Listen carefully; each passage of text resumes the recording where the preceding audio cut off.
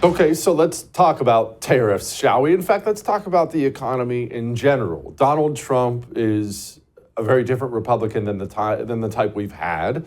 Maybe he's your type, maybe he's not. I'm talking about economically, but he's much more of a Teddy Roosevelt type. He's not something new. We've never seen this before. Oh, please. Parties change all the time.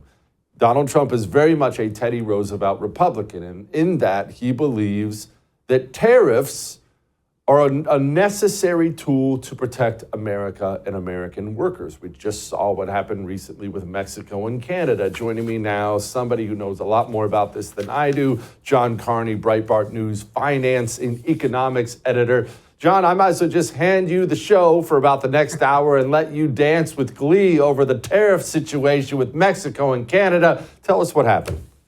Yeah, so Donald Trump has a much broader view of tariffs than we've seen from the Republican Party for quite a while. As you said, this is historically the Republican Party's position. It was more or less founded as a tariff party. Lincoln was a big believer in tariffs, but so was William McKinley, who is somebody who Donald Trump brings up all the time. He basically set the stage for Republican dominance of American politics for the next 40 years.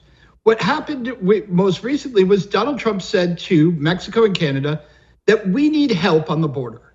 We can't do it alone. We need our neighbors to the south and the north to help us with preventing illegal drugs from coming over, help us from preventing illegal aliens from coming over.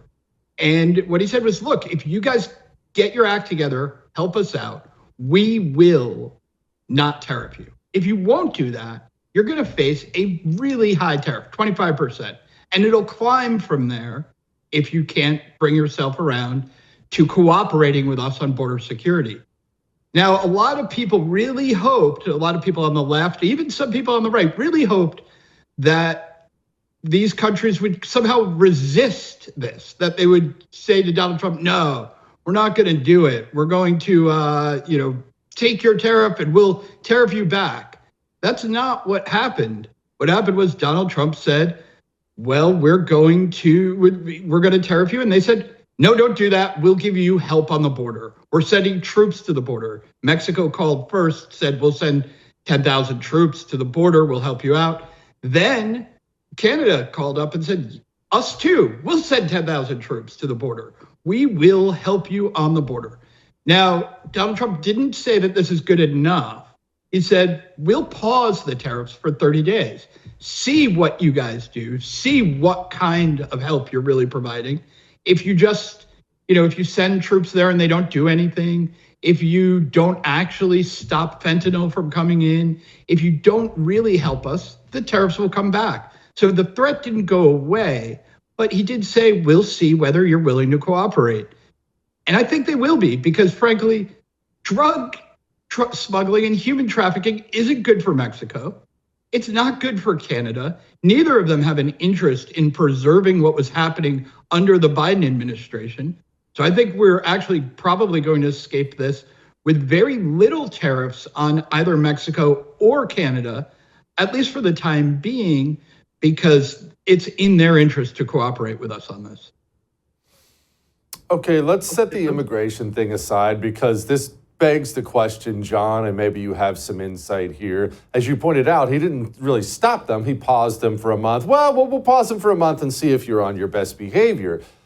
The question is, as a lover of McKinley and Roosevelt, as Trump is, as you pointed out, does he want to tariff them anyway? Meaning, is this coming? Is he going to find a reason? Is it going to be a month from now and he's going to say, Mexico, you're a bunch of dirty liars. Tariffs are coming your way. Does he want to tariff it? If so, why would he? So I don't think he actually does want to tariff Mexico and Canada. Donald Trump would actually love to have Mexico be a prosperous nation that is a good neighbor to the U.S. Mexican prosperity will actually benefit the U.S. because we'll have fewer people wanting to come into the U.S. from our southern border. Canada, the same thing. He wants Canada to be prosperous. I mean, he wants them to be the 51st state. He doesn't want them to, suffer economically. I think what he's really doing with the message to Canada and to Mexico is sending the world a message, which is that the time in which they were able to take advantage of unfair trade practices is over, and that they are going to have to make sure that they are complying with U.S. demands on a whole host of issues, or they will face tariffs. A lot of this, I think, frankly, is aimed at China. China is the place that is actually the major threat economically to U.S. manufacturing, to the U.S. economic security. So I think what we're seeing here is a demonstration of the power of tariffs, a gathering up of our forces, in fact, saying, everybody, let's get together and cooperate economically so that we can stop the real monster on the world stage, which is China. Okay, so John, I want to pause for a moment on all this because I don't want to talk past everyone or talk over people's heads. What are these, as it pertains to China, Mexico, Canada, what are these unfair trade practices you're talking about? We just assume everybody knows, but most people don't with this macroeconomic talk. What are they? What's unfair? Right. Well, so one of the main things China does to the rest of the world is they promise a huge market. Remember, China is, one of the most populous countries in the entire world. And they say, if you want to sell stuff to Chinese people, you have to do your manufacturing here.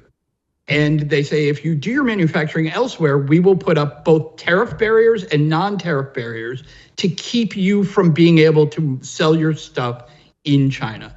So what does that mean? Well, if the U.S. doesn't say the same thing, then manufacturing gets moved to China, because you have one person that says, yeah, you can sell us stuff from China, and China says, well, you can't sell us stuff from abroad. So then manufacturing moves to China. That is the core of the unfair trade practices that China deploys and has deployed for 25 years now, ever since they came into the WTO, to move manufacturing from all over the world into China. Donald Trump thinks that this should end. He's right. And he is going to, I think, very quickly move to try to stop this from happening, to move manufacturing out of China. That doesn't mean it all comes to the US, by the way. I think Donald Trump would be very happy to see a diversity of manufacturing. We do want manufacturing here in the US, that's true. But what we really want is not to be dependent on one country run by communist maniacs who don't like the US way of life. We can't allow our country and our economy to be dependent on the goodwill of Xi Jinping and his communist rogue regime. So we're going to say, no more of this. We're going to move stuff out of China, some of it into the US, but frankly, some of it into allied countries. If manufacturing moves out of China and moves to elsewhere in the world, whether it's India or Vietnam, that's better than it just staying in China. John, China, unlike Canada and Mexico, did not back off. They were given a 10% tariff threat from Trump, and they thumbed their nose right back at us. So going forward here, people who are already squeezed by inflation, just watching their buying power disappear, people are apprehensive, I should say. What are we looking at with the potential trade war here? So I think the tariffs will go much higher with China. What I began by saying was what we were asking from Canada and Mexico is easy for them to give, right? Help us on the border, easy, in their interest. What we are going to do to China is not easy for China to accept, is not in their interest. We are actually saying, we don't like your economic plan. We don't like your economic system. And frankly, I don't think they're going to change. I think the way this ends up in the end is a separation, that we are no longer that countries of the free world will no longer be doing business with China 10 years from now. I think it will take a while, but we are going to move just like we did to the Soviet Union. We did not depend on the Soviet Union for anything. We actually had a pretty severe economic embargo on doing stuff with Russia, the Soviet Union, I think that's where this ends up with China, that we are going to end up, the phrase everybody uses is decoupling. Our economy over the last 25 years has become deeply integrated with China. We are in the process of de-integrating ourselves with the Chinese economy. But are we, just real quick as we wrap this up here, are we in a position strong enough now to decouple the world from China too? They really have gained on us when it comes to influence internationally. Can we do that? Do we still have what it takes to do what you just said? Yeah, I do think we can. And I think that it will end up benefiting the US definitely, but the rest of the world has begun to figure out that what they did to US manufacturing, they're going to do to French manufacturing, they're going to do to German manufacturing, that it is not just the US versus China here, it's actually the rest of the world, at least the rest of the developed world versus China. That does probably mean that we have to do more outreach around the globe because China is trying to get everywhere that isn't the US on its side. We'll have to push back against that. But I think we can do it, and I think we will. And I think it'll be really good for the ordinary people of the United States, of Germany, of France. It won't be good for the elites of these countries. They've done very well with financializing their economy and moving manufacturing over to China. It will be good for the ordinary people of all of the rest of the world, rather than just the financial elites. Thank you, John. Go back soon, my brother. I would thank you for coming to my YouTube channel, but I know how brilliant it is, and I know you love it here. So subscribe and watch. We're going to start really ramping things up and putting some funny stuff, some interesting stuff out there, some collaborations. Either way, my YouTube channel is officially the place to be. So stick around.